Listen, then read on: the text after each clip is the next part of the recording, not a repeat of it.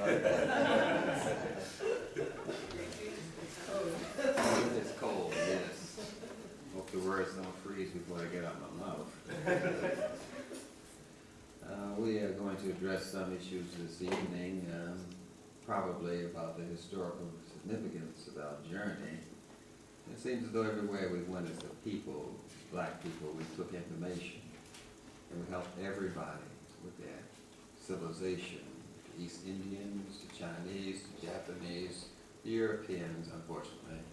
We introduced civilizations in medicine, archaeology, and physics, and astrology, and mathematics, and chemistry, and biology to everyone.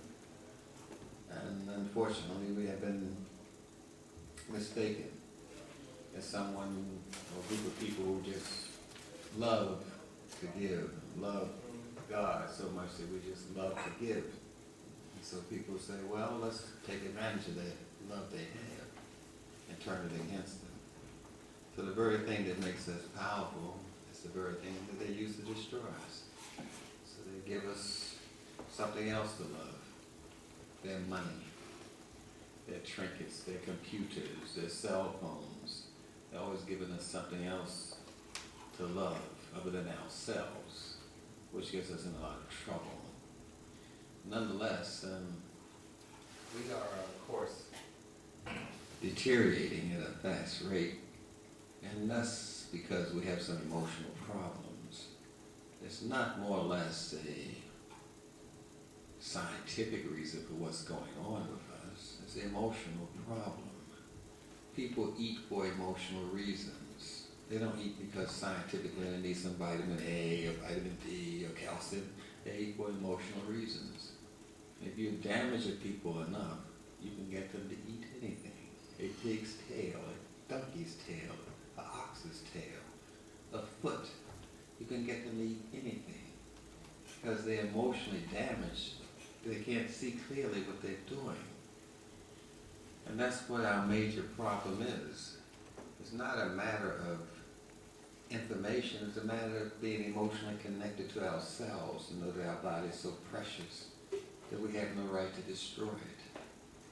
So we've been disconnected emotionally from our bodies, so therefore we don't care about our bodies. And all the science in all the world cannot do that. It can't repair that kind of damage. You can't solve an emotional problem with intellect. Emotional problems are solved by emotions. Japanese problems are solved by Japanese. African problems are solved by Africans. It's kind of logical. So you cannot solve an emotional problem with intellect. It does not work. So learning about the pyramids and all those great things that we have done mean nothing because we're not emotionally attached to it. I don't want to hear about that slavery. That's so bad. We won't talk about that stuff. We have no emotional connection to these ancestors who died so we can sit in these chairs. You need to care about that. Because when we came to Barbados, to Jamaica, to Trinidad, to South America, to North America, we brought Africa with us. We brought this information. We brought herbal information, medical information. People were buying doctors. This is historically correct. A lot of us were brought to certain parts of the world because we had scientific information. We weren't brought to the Caribbean, South America, North America because we had labor. We were brought because we had science. We brought the technology of irrigation. They can't run a plantation without irrigation systems and sloops. We brought that technology. And they did not have it. They came to Africa for science. They told you it was for labor. People always tell you, they tell you, look east, you turn around, look west. No, they needed the science.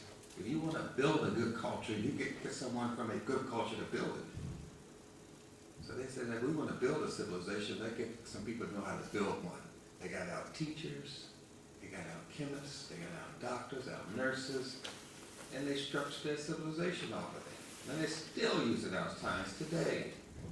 They still use it. Man invented the Windows program, the black man. The man invented this internet, black man.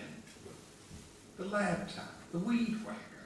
They're still using our technology. The lady who designed the space program and the spaceship was black. The lady who tested it was black, who designed the toilet. They're still using our technology, but then they turn around and say, you're stupid. You're not educated. You're not smart.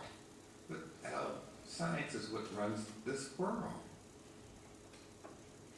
And the science of eating, some kind of way we have lost that science, so we eat emotionally.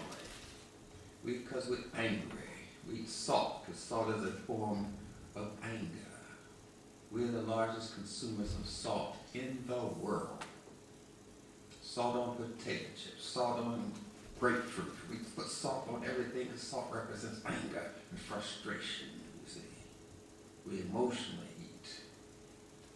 Creamy foods associated with nurturing.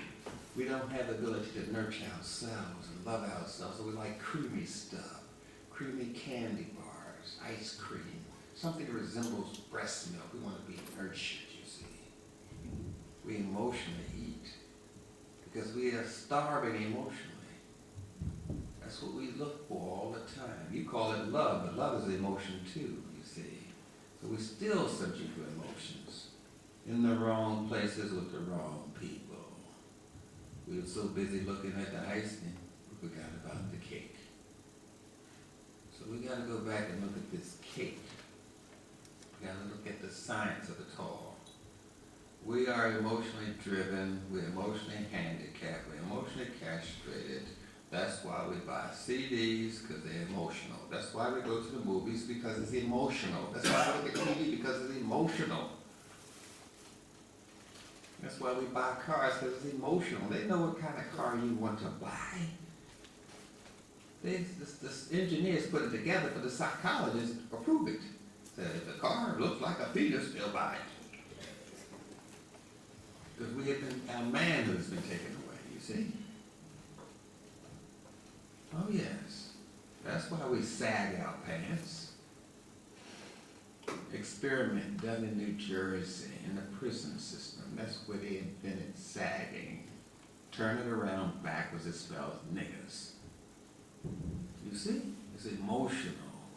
I had no manhood, so I'm gonna drop my drawers. Everybody else is sticking it to me, you might as well stick it to me too. It's emotional. And we're expressing that emotional damage and while we wear clothes. In the area where I was once a hostage, a psychotherapist,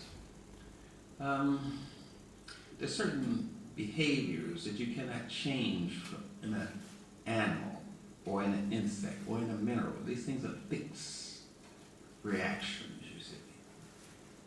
Like you breathe out and you breathe in, that's fixed, you can't change that. Certain things you can't change. So when you're growing and developing as a baby, you cling to your mother. That's called a clinging response. And from then on, whenever you like somebody, you cling to them. You give them a hug. Hey, it's nice meeting you. You give them a hug. That's the clinging response that started when you were a child. And the other thing is rooting the nipple. The baby sucks on the mother's breast. We call it rooting the nipple.